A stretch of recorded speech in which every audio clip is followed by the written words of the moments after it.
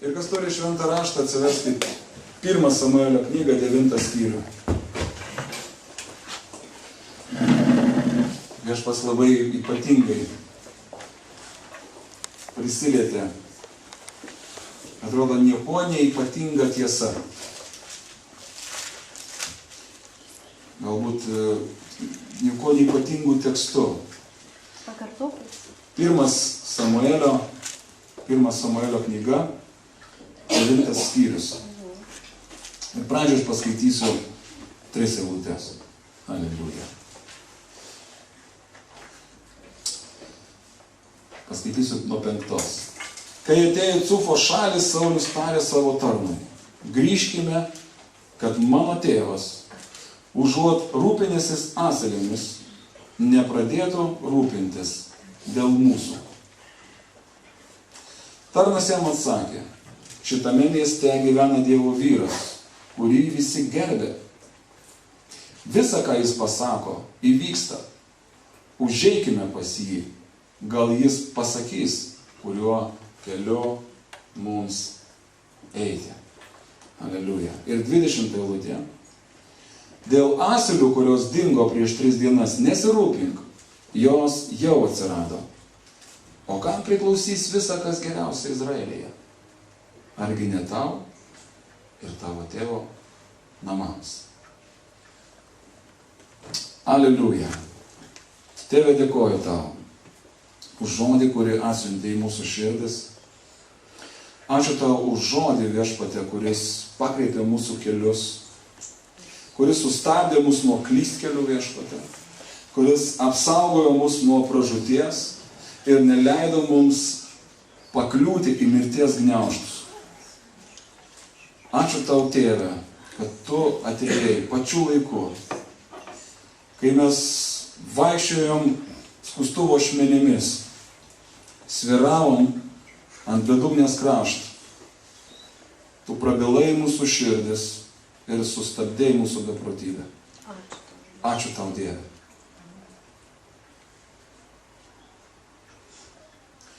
Dėkoju tau. Dėkoju tau, kad ištiesei mums savo ranką ir pasakei: sūnau, aš myliu tave. Dukra, aš myliu tave. Ir nebegaliu daugiau žiūrėti, kaip tu griauni savo gyvenimą. Nebegaliu daugiau žiūrėti, kaip tu eini pražūtį. Užtenka iš tų pamokų gana. Grįžk namo. Sako, Dievas taip pamilo pasaulį, kad atsiuntė savo viengimį sūnų, kad kiekvienas, kuris įtiki, nepražūtų. Nepražūtų.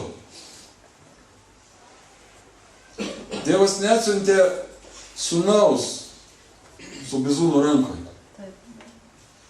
su baudžiamu kodeksu. Sako, jis nesiuntė savo sūnaus, kad jis pasaulį pasmerktų, bet siuntė tam, kad pasaulis per jį būtų išgelbėtas. Jėzus tapo durimis, tapo keliu pas tėvą namo, į dangaus karalystę.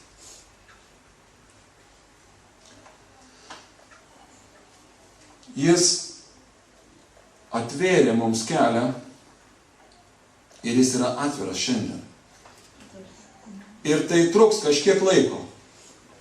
Tai netruks amžinai.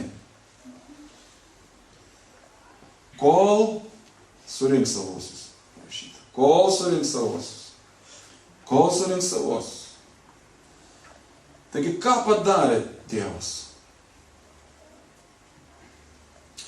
Kada jisai primena mums, kame mes buvom, kada mes gyvenome,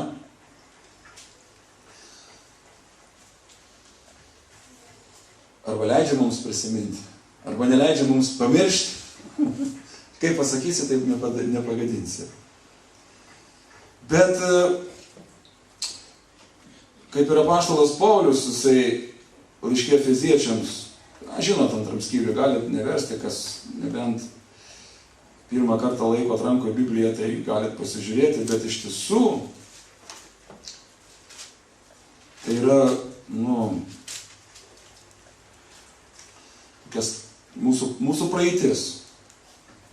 Ir parašyta tai, kad Dievas padarė dėl mūsų. Laiškas Efeziečiam 2 skyrius nuo 1 eilutės sako taip: ir jūs buvote mirę nusikaltimais ir nuodėmėmis, kuriuose kadaise gyvenote pagal šio pasaulio būdą, paklusdami kunigaikščiui viešpataujančiam ore, dvasiai, kuri dabar veikia neklusnumo vaikuose. Iš tikrųjų, mes vaikščiom tamsoje ir galvom, kad tai yra šviesa, mes vaikščiom mele ir galvom, kad tai yra tiesa.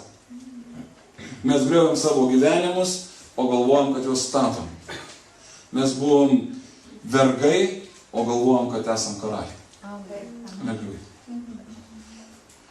4 eilutė, dar skaitau 3. Tarp jų, tarp neklusnumo vaikų mes visi gyvenome, sekdami savo kūno geiduliais, vykdydami kūno ir minčių troškimus, ir iš prigimties buvome rūstybės vaikai, kaip ir kiti. Bet Dievas apstus gailestingumo, iš savo didžios meilės, kurią mus pamilo, mus mirusius nusikaltimais atgaivino kartu su Kristumi. Malonę jūs esate išgelbėti.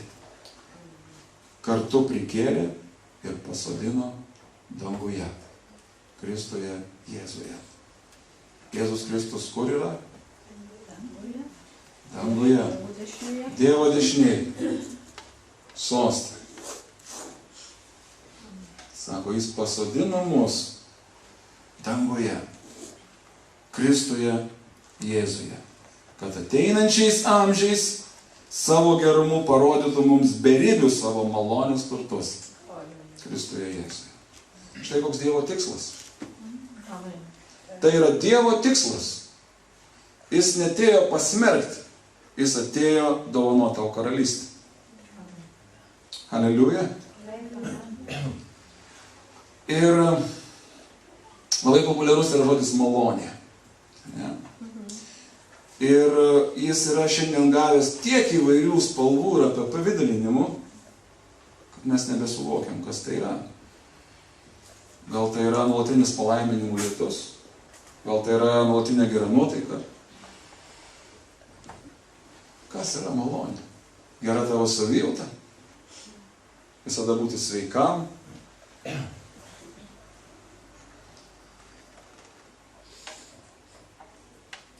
Yra vienas dalykas, kurią mums labai svarbu nepamiršti. Kad mes buvom rūstybės vaikai ir neturėjom jokių šansų, ne tai, kad pakliūti dangų, aplamai sakyti Dievui, kad jis yra mūsų tėvas. Jis visada buvo, jis visada mylėjo, jis visada kūrė. Bet buvo Izraelio tauta, išrinktoji giminė. Ne? Ir jinai yra po šiai dienai. Tai buvo tauta, išrinktoji tauta, kuriai Dievas davė savo žodį. Paulius sako, kokia privilegija būti žydų. Kaip kokia, sako?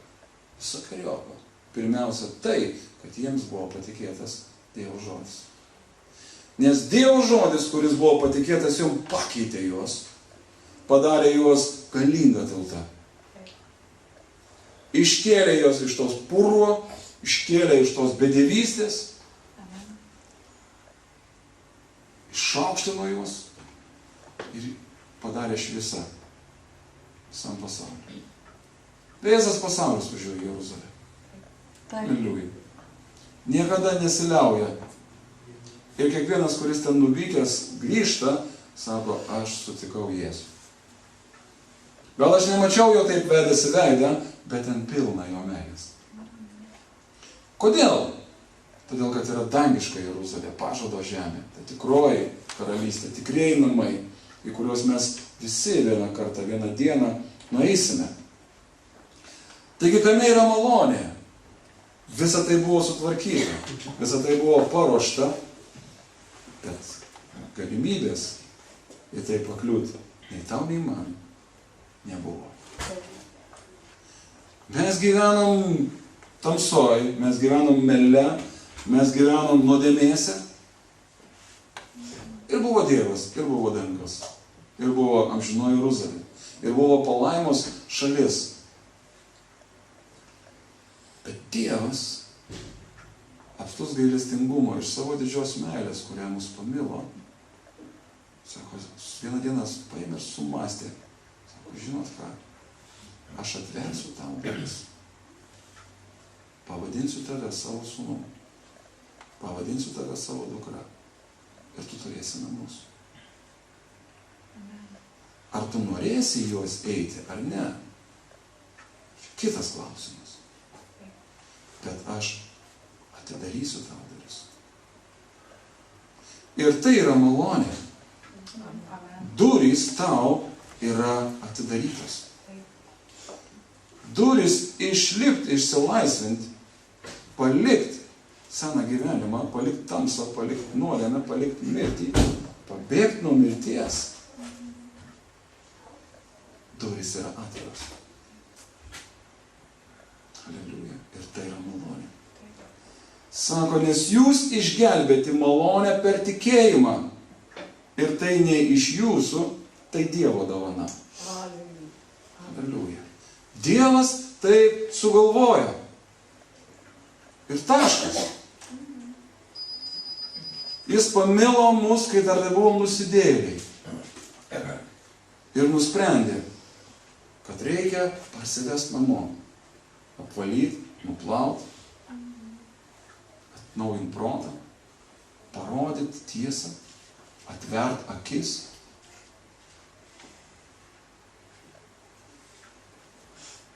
Ir leisti pasirinkti.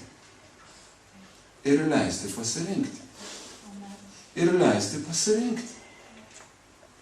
Nes aš kiekvieną sukūriau laisvą. Laisvą. Mano kūriniai buvo sukurti gyventi laisvėje. Gali sakyti, aš laisvas. Einu kur noriu, dirbu, noriu ne. Einu prie konteinerio, einu į darbą. Pats savo gyvenimo šeimininkas ir viešpats. Nežinom, kad taip nėra. Kad tai nėra laisvė. Tai yra vergystė tam pačiam melui, tai pačiai tamsai.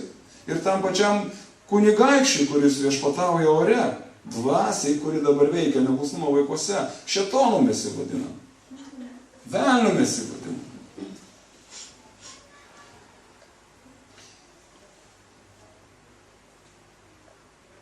Taigi, gyvena vienas žmogus, jo vardas buvo Kišas. Jis turėjo sūnų Saulį. Ir jam dingo asilės. Ir Kišas pasiunčia savo sūnų asilį ieškoti.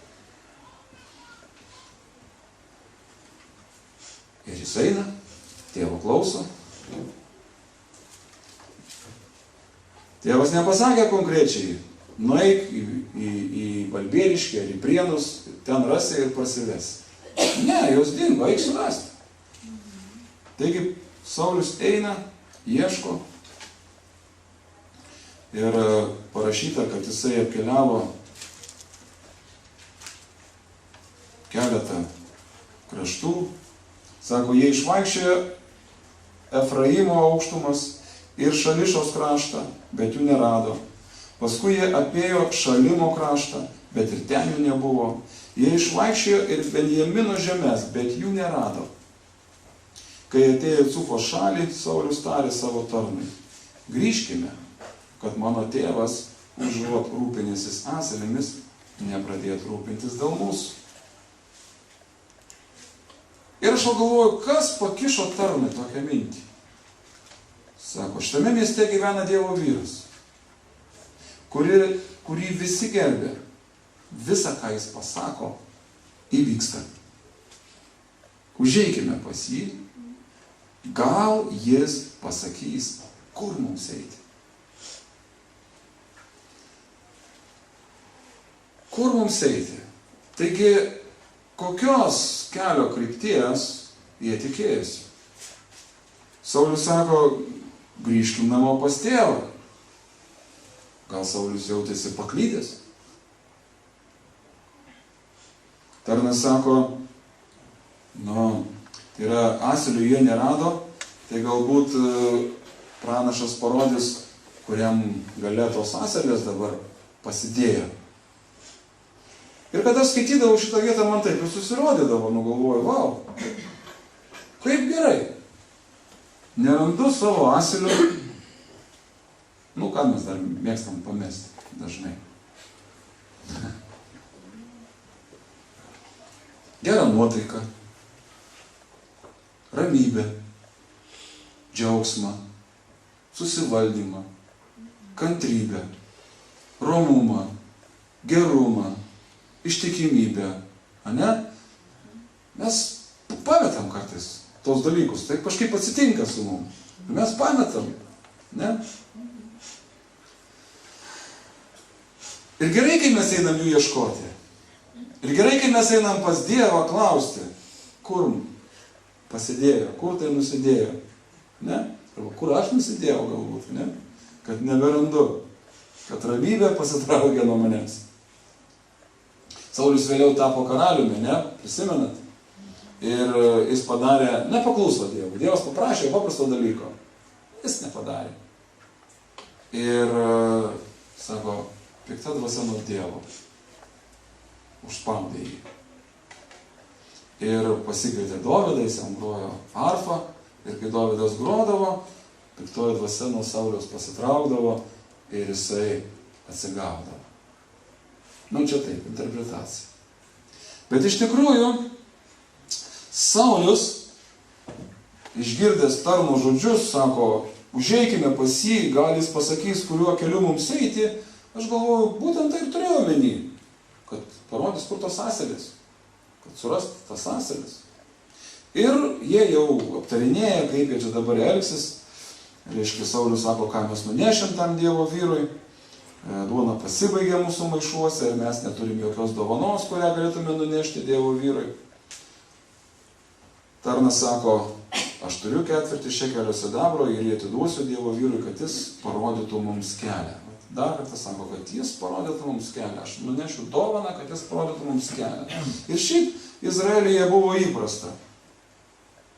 Buvo regėtojai, buvo pranašai, buvo žmonės, kuriuos žmonės pažinojo, kad jie turi ryšį su Dievu ir kad per jį, per tą žmogų, galima pasiklausti Dievo.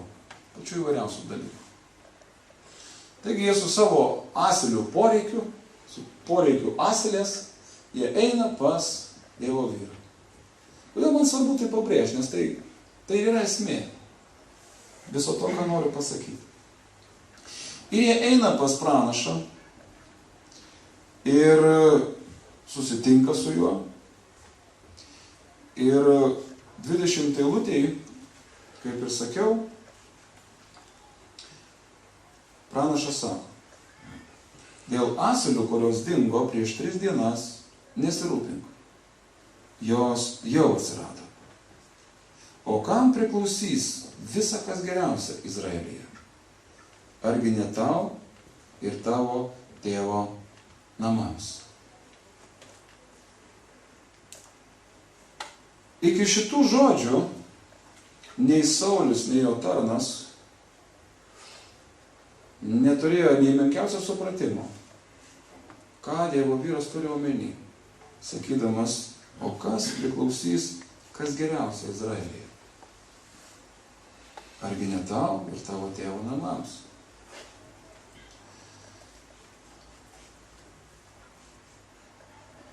Penkioliktoje šito skyriaus eilutėje yra parašyta, sako, kad viešpats buvo pasakęs Samueliui. Samuelis toks buvo to pranašo vardas. Dar prieš 3 dienas iki Sauliaus atėjimo. Rytoj apie tą laiką atsiųsiu pas tave vyrą iš Benjamino žemės, kad jį pateptum mano tautos Izraelio vadovu. Žiūrėkit, kokia įdomi situacija. Saulius eina ir jo motyvas vienas – surast savo tėvo asilės. Jis nieko neįtarė apie tai, kad Dievas yra sumastęs. Apie tai, kad Dievas jam yra numatęs. Apie tai, kad Dievas jam yra paruošęs. Jis eina ieškoti savo asilio. Ir štai tarnas vienu metu sako, užeikime pas Dievo vyrą, kad jis parodys mums kelią. Ir kada taip skaitai, bet viską iš eilės, nematai tame nieko nuostabaus. Atrodytų, čia visai normalus dalykas, kad Saulius iš karto turėjo apsidžiaugti, reiškia, o gerai, einam pas Dievo vyrą. Kiek iš jūsų apsidžiaugia, kai jūs pirmą kartą pakvietė į bažnyčią? Ar galit kas pakelt rankas? Taip iš karto ir apsidžiaugia. Taip pakvietė, sako, einam į bažnyčią, tu sakai, wow, visą gyvenimą to laukiu, niekas niekaip nepakviečia, pagaliau pakvietė. Aišku, kad ne. Aišku, kad ne. Ten sektadienį kokie renkasi, ir ten iš viso ten, žodžiu, kai vienas brolis liūdėjo, reikės rožančių ir visą dieną nuo ryto ligi vakaro kalbėti. Kokia bažnyčia?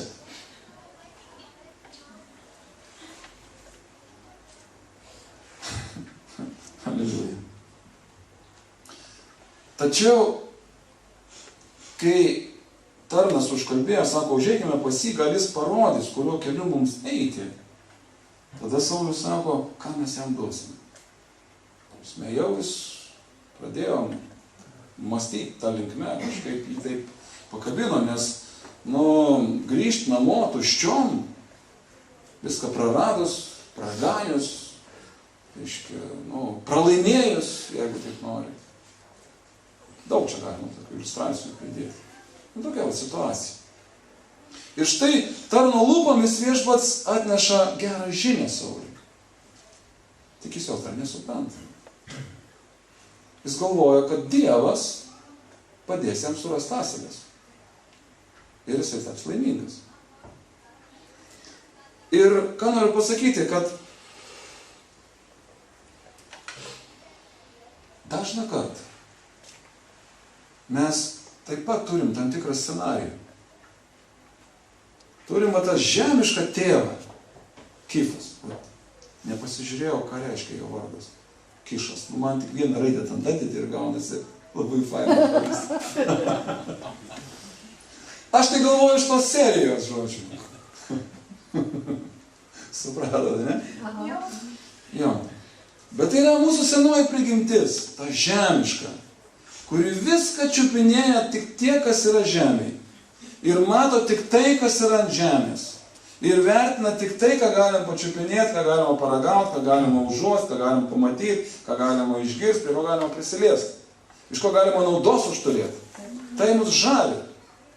Tai mus žavi, ir kai mes kažko negaunam, kai mums kažko pritrūksta, kai tai, ko mes ieškojom, paima ir pabėga, ką mes tada darom? Einam pas Dievą ir sakom, Tėve, duok man, taip, duok man, prisimena sūnų palaidūną. Sako, vienas žmogus turėjo du sūnus. Kartą jaunesnysis atėjo pas jį ir tarė, Tėve, atiduok man priklausančią palikimo dalį. Jis net nesupranta, kad sakydamas taip, jisai sako, Tėve, tu man miręs. Nes palikimas duodamas tik tai tėvams išėjus.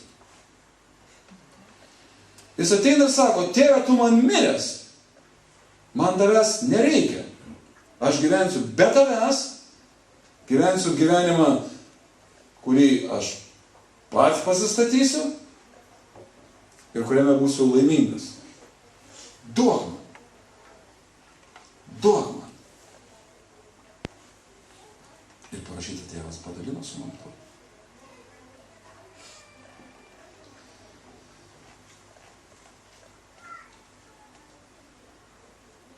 Kartais įlenda tokia įlenda. Tai neįlenda, tai mumise yra. Mumise yra tokia, būtent mumise, mūsų senoji prigimti, mūsų kraujyje yra tai, kad mums atrodo, jog tai, ką Dievas mums duos, padarys mus laimingus. Ir Saulius taip galvoja. Galvoja, nueisim pas Dievo vyrą. Jis sakys, ten, ta kryptim, eik, rasi savo asilės ir būsi laimingas, pareisi namo, halleluja, viskas gerai, viskas tvarkoja. Tačiau, kai susitinka su juo, jis išgirsta klausimą, o kam priklausys visa, kas geriausia Izraeliui?